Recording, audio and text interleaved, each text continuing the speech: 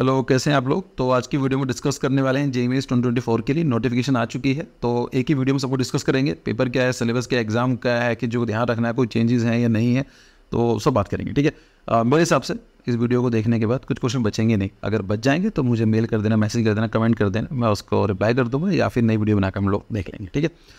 Point ये है कि अगर आपने कोई भी एग्जाम दिया है जेईई मेंस का तो कुछ भी चेंजेस नहीं है। डेट चेक कर लो, एग्जाम की डेट का सब कुछ सेम है। वीडियो को सब कर सकते हो, कुछ नया मतलब है नहीं। इसमें सब कुछ पैटर्न सेम रखा गया है।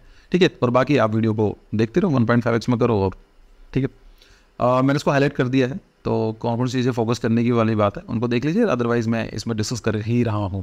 देखो, सबसे इंपॉर्टेंट चीज़ ये है कि आपको 1 नवंबर से लेकर 30 नवंबर तक ये डेट दी गई है जिसके अंदर आप एग्ज़ाम का फॉर्म भर सकते हैं। तो देख लीजिए।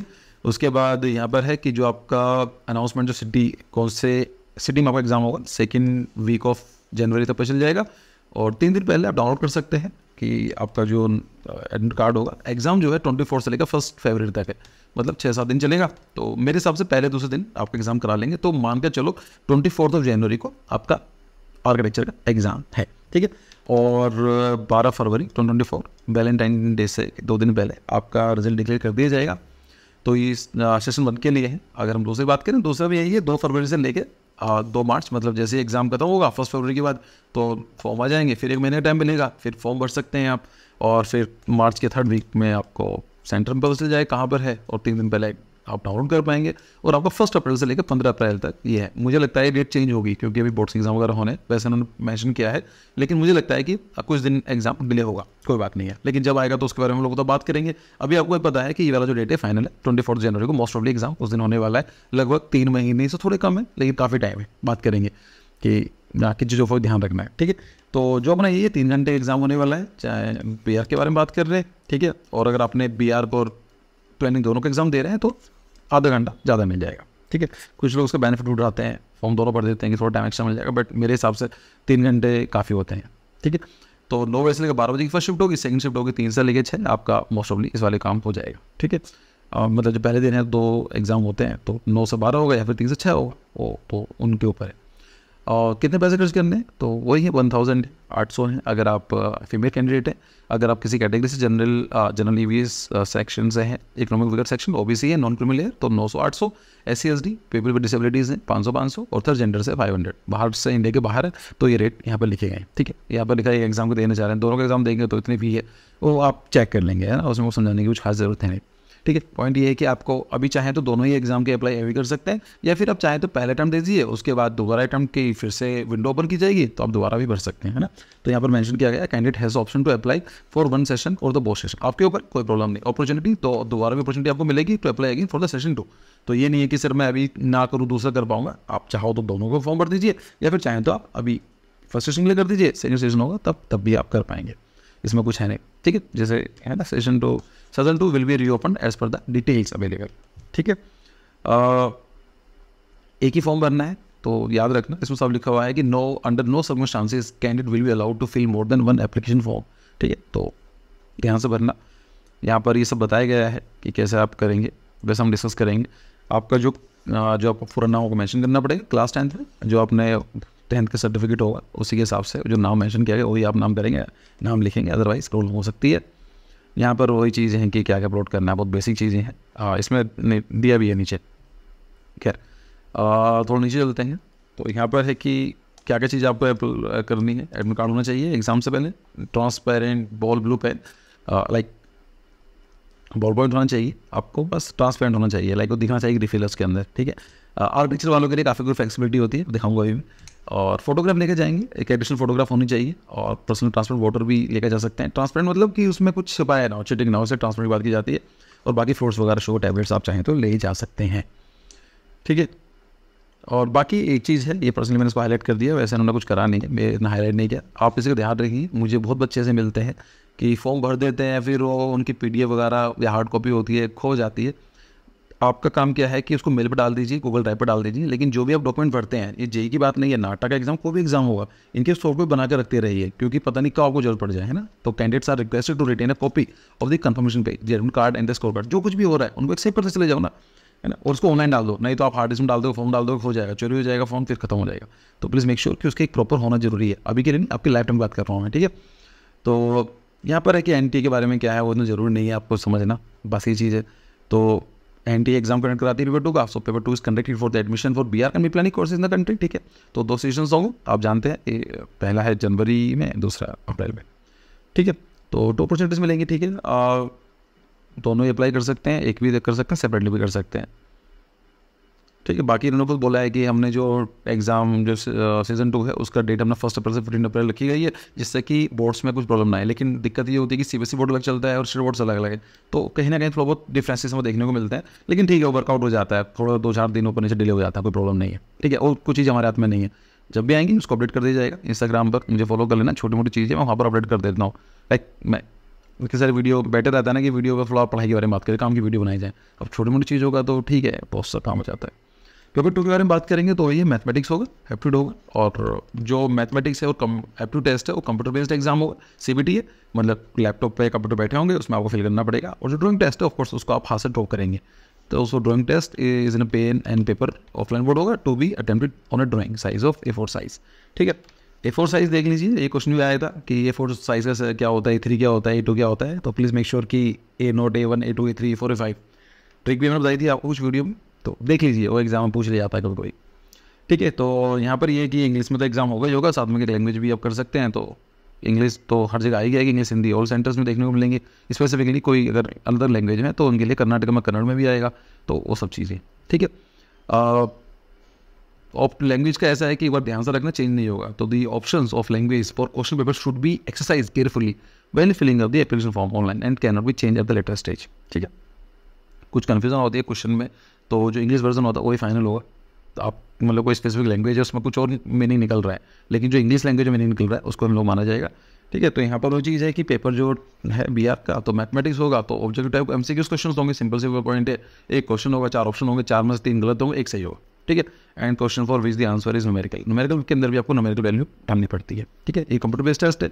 और जो एप्टीट्यूड का होगा 50 क्वेश्चन, सेम चीज़ आएगी, MCQs होंगे, सेम चीज़ कंप्यूटर बेस्ड टेस्ट है। ड्राइंग आएगी तो मैंने बताया था पेन पेंसिल का होगा, A4 साइज मिलेगा, उसमें आपको ड्रॉ करना होगा, ठीक है। फिर नीचे चलते हैं, और यहाँ पर भी ये चीज़ है, अच्छा ये उसका है, तो यहाँ पर आ गया कि मैथमेटिक्स है तो 20 देखो मैथमेटिक्स में 2 सेक्शन होंगे, सेक्शन नहीं सेक्शन B। सेक्शन A क्या है, ये प्योर MCQs है, और जो ये सेक्शन B क्या है, न्यूमेरिकल आंसर क्वेश्चन, NAQ बोल सकते हैं इनको, तो ठीक है। 10 में से 5 अटैम्प्ट करने होते हैं, तो टोटल 30 आएंगे, 30 में 25 अटैम्प्ट करने होंगे। 25 में से मतलब 20 तो करने ही करने, मतलब लाइक इसका ऑप्शन नहीं है। अब ना तैयारी नहीं है तो मत करके आना, नेगेटिव हो जाएगा अदरवाइज, है ना।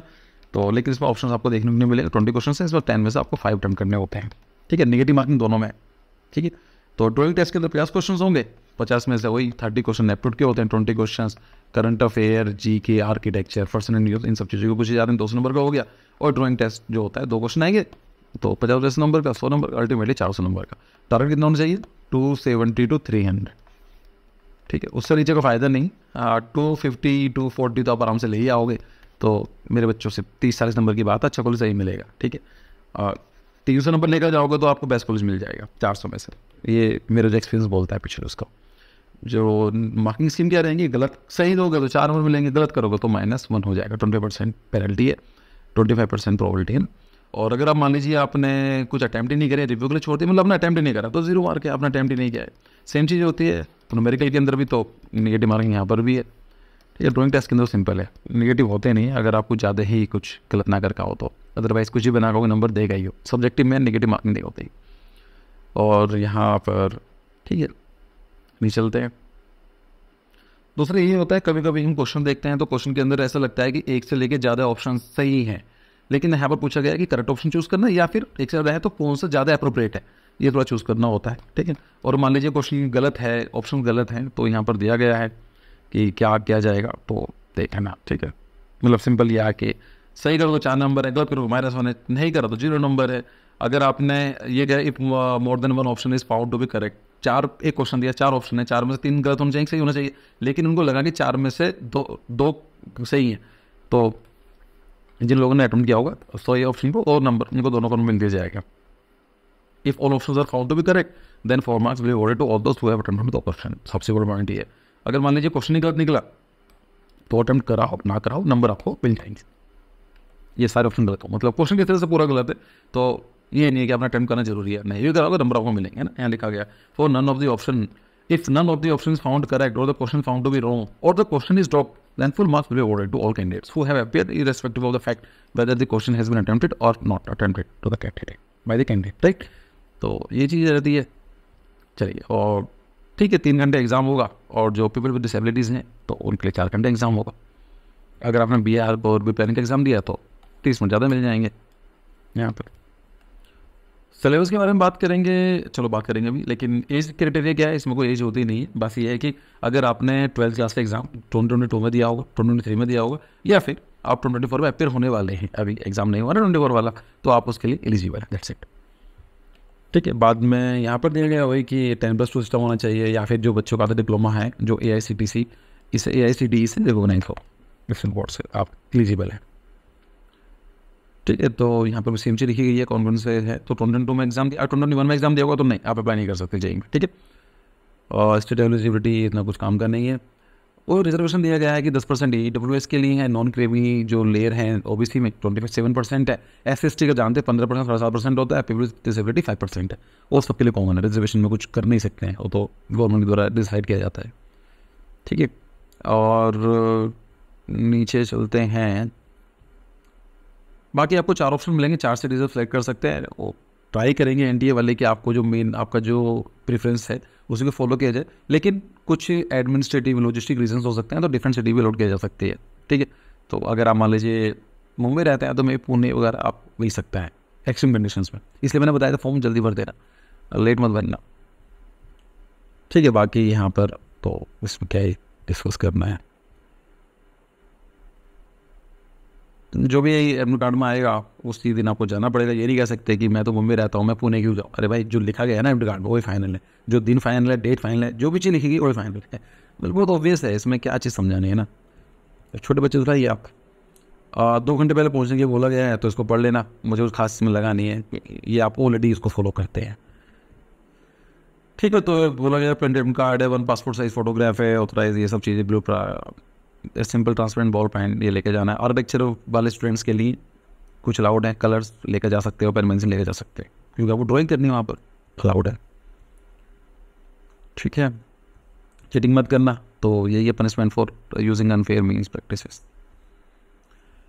तो display of the answer, display of answer key for challenge, मतलब क्या होगा कि एग्जाम के बाद आपको पेपर मिल जाएगा और डिस्प्ले आ जाएगी कि किसका ऑप्शन क्या है। अगर आपको लगता है, वैसे कुछ क्वेश्चन गलत होते हैं नॉर्मली, और ऑब्वियस है कभी कभी 1-2 क्वेश्चन गलत बन जाता है, तो आप चैलेंज कर सकते हो, 200 रुपये फी पे करनी पड़ेगी, उसके बाद आपको पूरा सपोर्ट देना पड़ेगा कि क्यों गलत है कोई क्वेश्चन, है ना। यहाँ पर है only paid challenges made during the stipulated time through the key challenges will be considered, challenges without justification or evidences and those failed in other medium वो नहीं कंसिडर किए जाएंगे।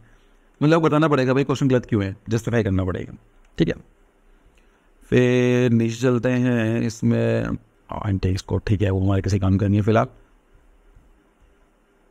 यहाँ पर ये चीज़ें याद रखना भाई साहब, 70% आपको ध्यान रखना है, 70 marks in the class 12 board examination होना जरूरी है। SC/ST कैंडिडेट 65 भी चलेंगी। ठीक है, तो लास्ट ईयर भी ऐसा हुआ था कि 74% है, 73% है, तो एग्जाम में आप काउंस में नहीं बैठ पाओगे। ठीक है ना, यहाँ पर भी लिखा गया no candidate shall be able to audit unless he has pass an examination that not 10+2, simple है, 50% नंबर यहाँ पर लिखा गया, लेकिन आपको 70% नंबर चाहिए यहाँ पर अगर काउंसलिंग में आप बैठना चाहते हैं।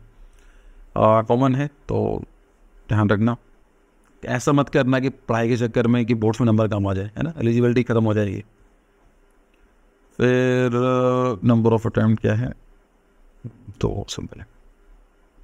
बाकी यहाँ पर बताया गया नेशनल टेस्ट अभ्यास है, आप नेशनल टेस्ट अभ्यास एक ऐप है, वहाँ से जाओ कर सकते हैं, वहाँ पर अपना प्रैक्टिस कर सकते हैं, अभ्यास से नाम से क्लियर एक्सरसाइज, तो वहाँ से कर सकते हैं। वैसे पर्सनली बताऊँ आपको कि कुछ क्वेश्चन गलत हैं उनके, तो उनको चेक कर लेना, अगर आपको लगे तो गलत चीज़ में पढ़ के जाना है ना, कुछ एरर्स हैं। ठीक है, चलिए नीचे चलते हैं, ये हमारे किसी काम का नहीं है, कौन कौन सिटीज़ में है ये सब लिखे गए हैं, तो जो सब सिटीज़ में है वो चेक कर लेना। जम्मू के अंदर से लिखा है कि जम्मू एंड कश्मीर, जम्मू के अंदर JK02 सिटी कोड है, और आप कर लेंगे, इसमें नहीं है कुछ सपोर्ट वोट के लिए लिखा गया है इन्होंने, ये सब। अभी हम बात करेंगे सिलेबस के बारे में।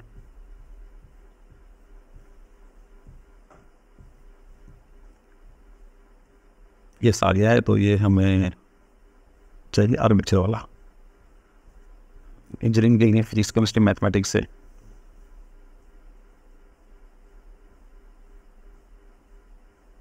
चलिए यहाँ पर चलते हैं। तो यहाँ पर है कि मैथमेटिक्स देखिए बिल्कुल सेम है जेई का। तो जो जेई पेपर 1 होने वाला है इंजीनियरिंग का, बी टेक का जो एग्ज़ाम होता है, सेम सिलेबस है। पैटर्न का जो लेवल ऑफ डिफ़िकल्टी है वो भी सेम रहती है। तो पॉइंट ये है कि कुछ तैयारी करके चले जाना, खाली जाओगे तो एसपीडीएल नहीं मिलेगा, अच्छे कॉलेजेस नहीं मिलेंगे, बिना मैथमेटिक्स के नहीं होगा। मैं इसके ऊपर एक सेपरेट वीडियो बनाऊंगा, वैसे ऑलरेडी अवेलेबल होंगी, लास्ट ईयर की वीडियोस हैं। जब सिलेबस सेम है, पैटर्न सेम है, तो आप उन वीडियो देख सकते हो, है ना। बाकी 2 बार बनाकर देख लेंगे हम लोग, कुछ और चीज़ डिस्कस करना चाहेंगे तो कर लेंगे। एप्टीट्यूड के अंदर भी सेम चीज़ आती है, अवेयरनेस ऑफ द पर्सन, कि आर्किटेक्चर रिलेटेड, बिल्डिंग्स हो गया, कौन सी बिल्डिंग्स इंपॉर्टेंट बिल्डिंग्स क्या है, मटेरियल कैसा मटेरियल है, जैसे वुड है, सीमेंट है, कॉन्क्रीट है, ये सब चीज़ों के बारे में। Objects x related to architecture and build environment, ठीक है। विजुअलाइजिंग 3D डायमेंशन ऑब्जेक्ट और 2 डायमेंशन ड्राइंग्स, 2D में 3D क्या बनेगा, plan elevation, visualising different side of the 3 dimension objects, simple elevation, sections, plan, top view, top plan, analytic reasoning, mental ability, visual numerical में बराबर कुछ भी हो सकती है। 3 dimensional perception, understanding and application of the scale in proportion of the object, पता होना चाहिए कि इसके प्रोपोर्शन डिफरेंस क्या है। नहीं पता है तो थ्योरी ऑफ डिजाइन की वीडियो मैंने बनाकर डाली थी, चेक कर लो, प्लेलिस्ट है पूरी। इस अच्छी प्लेलिस्ट मुझे लगता नहीं कोई है चैनल पर। Building form and element, colour textures, harmony, तो कलर थ्योरी मतलब वो चीज़ है, हार्मनी क्या, contrast design, drawing geometry, abstract shapes and pattern, transformation of the object of 2D 3D, simple है। देखो ये सब चीज़ें आपको देखने में लग रहा होगा कि डिफिकल्ट है, अरे कुछ नहीं। सबसे पहले स्टार्ट में से बताऊंगा मैं क्या करना है। चलो मैं बात कर लेता हूँ। PYQS ये आपको दे रहा हूँ ब्रह्मास्त्र, किसी भी एग्जाम का। सीधे कोई मटेरियल नहीं खरीदना है, कोई कोचिंग ज्वाइन नहीं करनी है, कोई कुछ नहीं करना, कोई वीडियो देखनी है ट्रेंडमली। सबसे पहले कोई भी एग्जाम हो ना, प्रीवियस ईयर क्वेश्चन पेपर की प्लेलिस्ट पकड़ लो, पेपर डाउनलोड कर लो, उनको जाकर देखो। जो पेपर बनना है पता होना चाहिए पेपर कैसा आता है, का कुछ क्लियर हो जाएगा। ये सब डेफिनेशन में नहीं जाना है अपने को, बेसिक चीज़ आती है आर्किटेक्चर रिलेटेड, उसमें ये सब चीज़ें आपको मिल जाएंगी, ठीक है। प्रीवियस क्वेश्चन पेपर से स्टार्ट करना है अपने को। फिर आता है ड्राइंग टेस्ट, तो सिंपल है, sketching of the scenes, activities from the memory of urban scapes, public space हो सकते हैं, मार्केट, फेस्टिवल, कुछ भी हो सकता है, state scenes, monuments, recreation space, landscape, कुछ भी हो सकता है। ये ड्राइंग शीट में मिलेगी A4 की। तो यहाँ पर साफ साफ लिखा है candidates are advise to bring pencils, ठीक है। अब स्केच करना है, पेंसिल लेकर नहीं आए तो कहाँ से मिलेगा। ऑन ज्योमेट्री बॉक्स सेट, है ना, तो यहाँ पर T स्केल्स के लिए सब वो लेके जाना है। क्रेसेट and colour pencils, crayons for drawing test. यहाँ पर कलर, अब वाटर कलर मत ले जाना, क्योंकि वाटर कलर करने बैठोगे तो करने देंगे नहीं वे लोग, गीला हो जाएगा ना। तो क्रेयंस वगैरह आप अलाउड है, जो ड्राई कलर्स होते हैं यूज़ कर सकते हैं। ये सेम चीज़ है सिलेबस में प्लानिंग का। यहाँ पर दिया गया है कि replica of the application form होती है। अब इसके अंदर सब कुछ बताया गया, इससे सिंपल कुछ समझा ही नहीं सकता है कि क्या करना है, एप्लीकेशन डालना है, तो सब कुछ स्क्रीनशॉट में दिया गया है। एक मोबाइल फ़ोन में खोल लेना उसको, और जैसे जैसे बता रहा है ऐसे करते चले जाना, ठीक है। कुछ प्रॉब्लम हो तो मुझे बताना, मैं ट्राई करूँगा। फिर मुझे लगता नहीं वैसे कि हमारी एनर्जी अच्छे कंटेंट में क्रिएट करने में होनी चाहिए, और ठीक है। देखिए मैं एक आपको सेशन देना चाहता हूँ, एक चीज़ और है, ये हम डिस्कस कर लिया है। एग्ज़ाम में 2 अटैम्प्ट होने वाले हैं, ठीक है। एक होने वाला है आपका सीज़न 1 और दूसरा होगा सीज़न 2। मेरा जो पर्सनल एक्सपीरियंस है पिछले 4 साल का, मोर देन 4 ईयर्स का इस फील्ड में हूँ मैं, बच्चों को पढ़ा रहा हूँ मैं। सीज़न 1 के अंदर बच्चे ज़्यादा सीरियसली लेते नहीं हैं, they are not very much serious for the first attempt. क्यों? उनको लगता है कि बोर्ड्स की तैयारी करनी है, ठीक है। फिर प्री बोर्ड्स होते हैं इस टाइम में, तो ये लगता है, तो कहीं ना कहीं मेंटल प्रेशर भी रहता है, मानता हूँ मैं उस चीज़ के लिए। लेकिन जो मेरा एक्सपीरियंस है ना, वो ये होता है कि इस सीज़न में एग्ज़ाम जो कॉम्पिटिशन है वो ज़्यादा नहीं होता है, और जो कॉम्पिटिशन ज़्यादा नहीं होता है, मेहनत करने का फ़ायदा वहाँ पर है ना। जब पता है कि टीम, बाकी जो टीम है इतनी अच्छी नहीं है, इंडिया स्कोर करना चाहता है, तो एक तरफ किसकी टीम है, नीदरलैंड्स की टीम है, तो वहाँ पर स्कोर अच्छा करेगी, या फिर ऑस्ट्रेलिया टीम या फिर साउथ अफ्रीका की टीम के साथ ही। तो यहाँ पर कॉम्पिटिशन कम होता है, तो यहाँ पर चांसेस बढ़ जाते हैं, क्योंकि एग्जाम क्या बोल रहा है, 2 अटैम्प्ट होने, तो उनमें जो अच्छा होगा उसके नंबर काउंट कर ले जाएंगे। तो समझदार आदमी क्या बोलेगा कि यहाँ पर कॉम्पिटिशन कम है, यहाँ पर फोकस करेंगे हम लोग। तो ज़्यादातर बच्चे मैंने देखा है कि इनकी जो परसेंटेज यहाँ पर निकल कर आती है, वो फाइनली वही काउंट हो जाती है। जब यहाँ पर क्या होगा, अब यहाँ पर बच्चे तैयारी करके दे देते हैं, सीरियस हो गए, कोचिंग लगा ली, सारे काम कर लिए। तो मैं ये नहीं कह रहा हूँ सीज़न 2 नहीं देना, पॉइंट ये है कि जो आपका अटैम्प्ट 1 है, फर्स्ट अटैम्प्ट है, जो 24 जनवरी के आसपास है, उसको सीरियसली देना है, उसको हल्के मतलब। आर्किटेक्चर में मेहनत करने की जरूरत नहीं होती है। अगर आप 2 घंटे आप मुझे बोल सकते हैं सर 2 आवर डेली हम दे सकते हैं, तो it's my responsibility, it's my guarantee, आप आराम से SP डेली या फिर NITs आप इजीली कर सकते हैं। फर्स्ट अटैम्प्ट की बात कर रहा हूँ। पहले अटैम्प्ट में अच्छे नंबर हो जाते हैं, सेकंड में सर्दी कम हो जाती है। पहले अटैम्प्ट खराब गया, नहीं दिया, तो फिर ये लगता है कि एक अटैम्प्ट बचा हुआ है ना। तो मेरा सजेशन आपको यही रहेगा कि सीरियसली पढ़ाई करो और ज़्यादा कुछ सोचने की ज़रूरत नहीं है, ठीक है। अच्छा, वीडियो शायद थोड़ी ज़्यादा बड़ी हो गई है, तो मैं एक सेपरेट वीडियो के अंदर डिस्कस करूँगा कि जो ध्यान रखना, तैयारी कैसा करनी है, तो उसमें आप देख लेंगे। एक वीडियो उसके बाद ही मैं वीडियो अपलोड कर दूँगा, ठीक है। बाकी क्रैश कोर्स लॉन्च होने वाले हैं दिसंबर के फर्स्ट वीक में, हम लोग लॉन्च करने वाले हैं। तो मतलब आप चाहें तो अभी ज्वाइन कर सकते हैं। अभी जो हमारा ईयर लॉन्ग प्रोग्राम चल रहा है ना, जो पूरे साल का प्लान चलता है, उसमें आपको एनरोलमेंट मिल जाएगा। तो आप अभी से पढ़ाई स्टार्ट कर सकते हैं। क्रैश कोर्स हमारे होंगे, फीस आपकी सेम रहने वाली है। तो इसकी वीडियो अपलोड कर दूँगा, जिसके अंदर आपको टोटल 10 बुकलेट्स होती हैं जो घर पर डिलीवर की जाएंगी, हार्ड कॉपी में मिलेगी आपको। सारा मटेरियल कंपेयर किया रहता है। फिर मॉक टेस्ट होंगे, 70+ मॉक टेस्ट होंगे, लाइव वीडियो रिकॉर्डिंग क्लासेस होंगे, जो पूरा सिलेबस कंप्लीट कराया जाएगा एक मॉक के एक। और ये जो हमारे क्रैश कोर्स होते हैं, एक क्रैश कोर्स नहीं होता है, ये पहला अटैम्प्ट होगा, फिर सेकंड अटैम्प्ट होगा, नाटा भी सब कुछ इंक्लूड रहता है। पूरे एक साल के लिए पैकेज रहता है, मतलब जब तक आपके 2 जी और 3 नाटा के एग्जाम खत्म नहीं हो जाते हैं। तो अगर आप चाहें तो उसका एनरोलमेंट कर सकते हैं, दिसंबर में भी कर सकते हैं, चाहे तो अभी एनरोलमेंट कर सकते हैं। जो भी क्लासेस चल रही है उसके साथ ही आपकी क्लासेस सब से स्टार्ट हो जाएंगे। हाँ, जो क्रैश कोर्स है प्रॉपर, वो दिसंबर के फर्स्ट वीक से स्टार्ट होगा, ठीक है। तो बाकी ये नंबर है, इस नंबर कॉन्टेक्ट कर सकते हैं। ये मेल आई डी है, यहाँ पर आप सबको मैंने डाला हुआ है यार, ये तो आप जानते हैं, ठीक है। तो very best of luck for your exam. और भी कैसा इनिशिएटिव है, हम लोग वर्कआउट कर रहे हैं इनके ऊपर ही। इन कमिंग डेज बहुत सारी वीडियोज़ आने वाली हैं यूट्यूब पर भी। तो अगर आपको कोर्स भी नहीं भी ज्वाइन करना है, पढ़ाई करना चाहते हैं, तो बहुत तैयारी हम लोग यहाँ से ही करवाने वाले हैं आप लोगों के सही में, ठीक है। तो सब्सक्राइब कर लीजिए चैनल को, और बाकी मिलते हैं नेक्स्ट वीडियो में। Thank you for your time.